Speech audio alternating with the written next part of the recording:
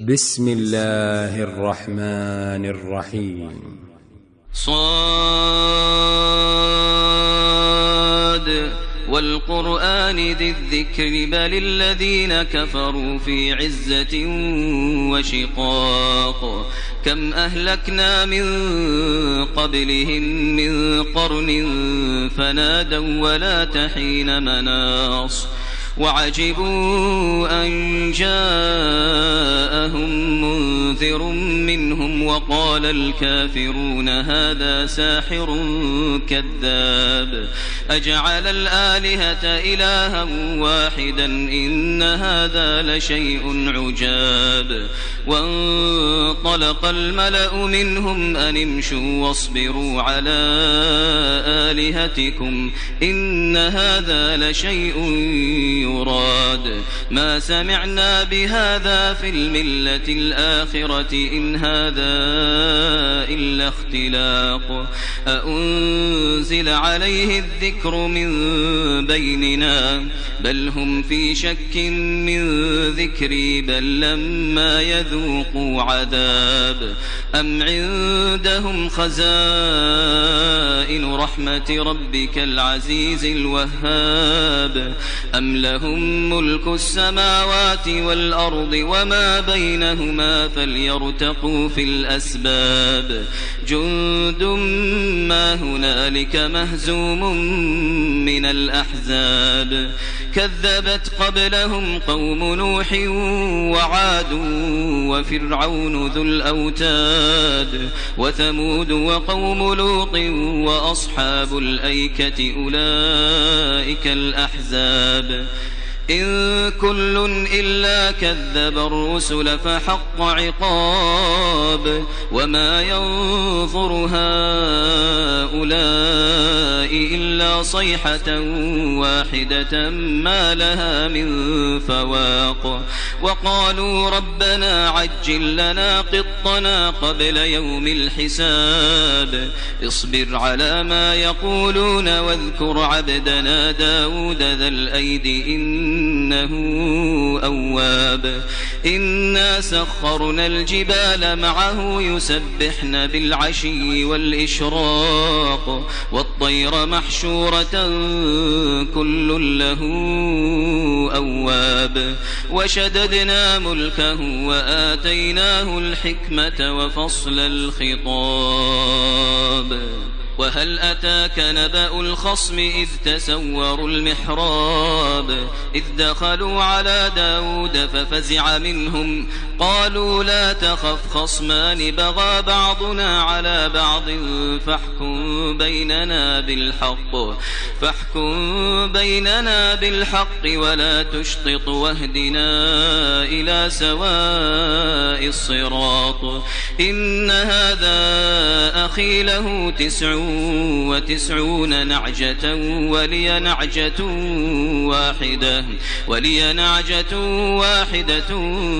فقال أكفلنيها وعزني في الخطاب قال لقد ظلمك بسؤال نعجتك إلى نعاجه وإن كثيرا من الخلطاء ليبغي بعضهم على بعض إلا الذين آمنوا وعملوا الصالحات وقليل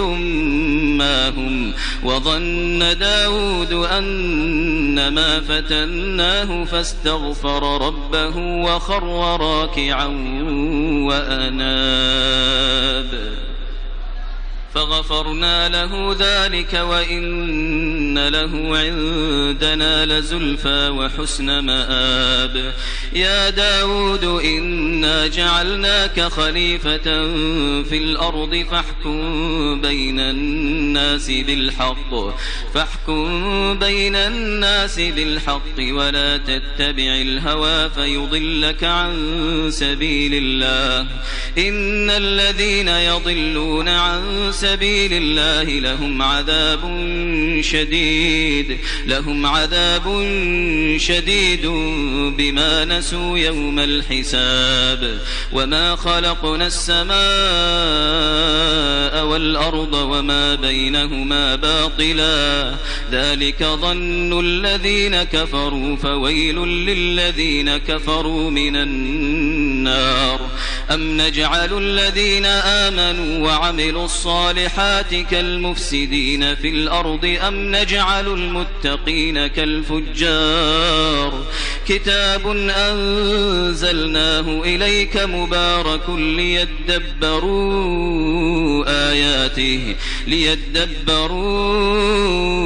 آياته وليتذكر أولو الألباب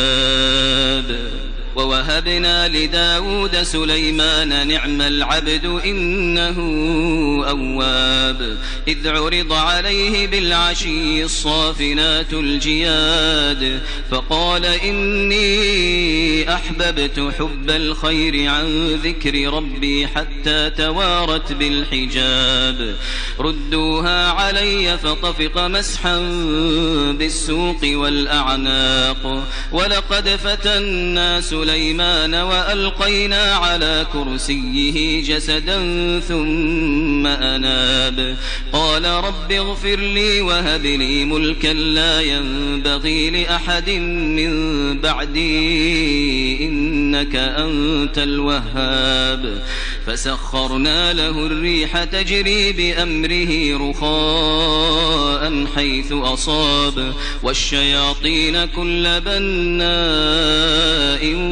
وغواص وآخرين مقرنين في الأصفاد هذا عطاؤنا فامنن أو أمسك بغير حساب وإن له عندنا لزلفى وحسن مآب واذكر عبدنا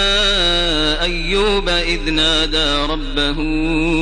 أني مسني الشيطان بنصب وعذاب اركض برجلك هذا مغتسل بارد وشراب ووهبنا له أهله ومثلهم معهم رحمة منا وذكرى لأولي الألباب وخذ بيدك ضغثا فاضرب به ولا تحنث إنا وجدناه صابرا نعم العبد إنه أواب واذكر عبادنا إبراهيم وإسحاق ويعقوب أولي الأيدي والأبصار إنا أخلصناهم بخالصة ذكر الدار وإنهم عندنا لمن المصطفين الأخيار واذكر إسماعيل واليسع وذا الكفل وكل من الأخيار هذا ذكر وإن للمتقين لحسن مآب جنات عدن مفتحة لهم الأبواب متكئين فيها يدعون فيها بفاكهة كثيرة وشراب وعندهم قاصرات الطرف أتراب هذا ما توعدون ليوم الحساب إن هذا لرزقنا ما له من نفاد هذا وإن للطاغين لشر مآب جهنم يصلونها فبئس المهاد هذا فليذوقوه حميم وغساق وآخر من شكله أزواج هذا فوج مقتحم معكم لا مرحبا بهم إنهم صالوا النار قالوا بل أنتم لا مرحبا عذابا بكم أنتم قدمتموه لنا فبئس القرار. قالوا ربنا من قدم لنا هذا فزده عذابا ضعفا في النار. وقالوا ما لنا لا نرى رجالا كنا نعدهم من الأشرار اتخذناهم سخريا أم زاغت عنهم الأبصار إن ذلك لحق تخاصم أهل النار. قل إنما أنا منذر وما من إله إلا الله الواحد القهار رب السماوات والأرض وما بينهما العزيز الغفار. قل هو نبأ عظيم أنتم عنه معرضون ما كان لي من علم بالملأ الأعلى إذ يختصمون إن يوحى إلي إلا أنما أنا نذير مبين. إذ قال ربك للملائكة إني خالق بشرا من طين فإذا سويته ونفخت فيه من روحي فقعوا له ساجدين. فسجد الملائكة كلهم أجمعون إلا إبليس استكبر وكان من الكافرين. قال يا إبليس ما منعك أن تسجد لما خلقت بيدي أستكبرت أم كنت من العالين. قال أنا خير منه خلقتني من نار وخلقته من طين. قال فاخرج منها فإنك رجيم وإن عليك لعنتي